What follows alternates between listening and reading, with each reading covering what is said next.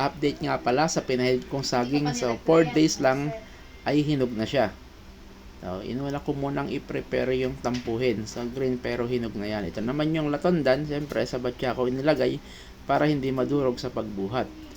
At yan ay inilagay ko na rin siyempre sa aking kariton with matching timbangan. Ito naman yung nasa labas na ako ng bahay. Nasa kalye na ako yan. Namimili ng mga customer. So hindi natin kinukuha ng video yung kanilang mga magandang pagmumuka. Buwan naman natin 2 kilo. So nagandahan siya sa saging kasi alam niya klase ng magulang talagang saging. Tuloy-tuloy lang ang momentum ng ating pagtitinda. Dire-diretso ang bilihan. Halos magkakapit-bahay ang mga bumili na yan. Mga kapitbahay ko syempre. 50 pesos per kilo nga pala ang benta ko ng latondan.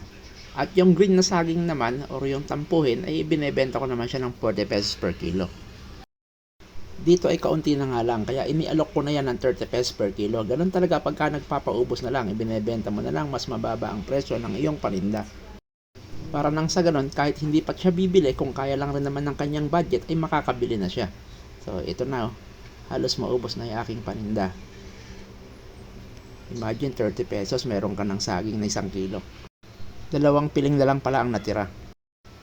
Nadaanan ko rin isang kasama ko nagtitinda ng dalandan, dinudumog din. So napakatamis ng dalandan yan. Since 2 piling na lang naman na ito, syempre pauwi na ako ng bahay namin. So umaasa na mabibili na rin yan sa daan. Itong dinadaanan kong ito ay nagmistula ng talipapa. Parang pinakatalipapa na namin ito. Ito yung sa main road. So, dito na nag-ipon-ipon yung mga nagsisipagtinda. Katulad ko, minsan dito rin ako napwesto sa lugar na to kung saan may bakante since kariton lang ginagamit ko. Yan, nadaanan ko rin yung mga kasama kong tindero na kasabay kong namimili sa tanawan. Diretso lang ng tulak tayo ngayon hanggang sa umaasang mabibili to lahat. Parang namamasyal lang, pauwi naman na eh. Pero for sure, mauubos yan dahil pag nakarating sa bahay yan, ubos din sa amin yan. Mahaba-haba din tong lakaran na to. Pero maganda naman yung daan espaltado kaya okay lang. At eto na nga, so bargain na to.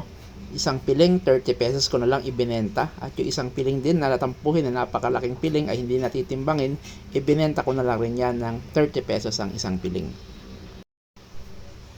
Yun magkabilihan na, may dagdag pang isa si Suki na tampuhin, titikman daw niya kung matamis. At syempre ang last one, ayan na, ubos na. Siyempre, uwi na tayo. Magkano naman na pagbilhan ko? At eto nga, nakauwi na ako sa bahay. Nakabili pa ako ng 1 kilong patoka para sa aking alagang manok. Hindi ko naman tinimbang kung ilang kilo yung tininda ko. Basta't ang napagbentang ko lahat, umabot naman siya ng nasa 900. So, maraming salamat sa inyong panonood.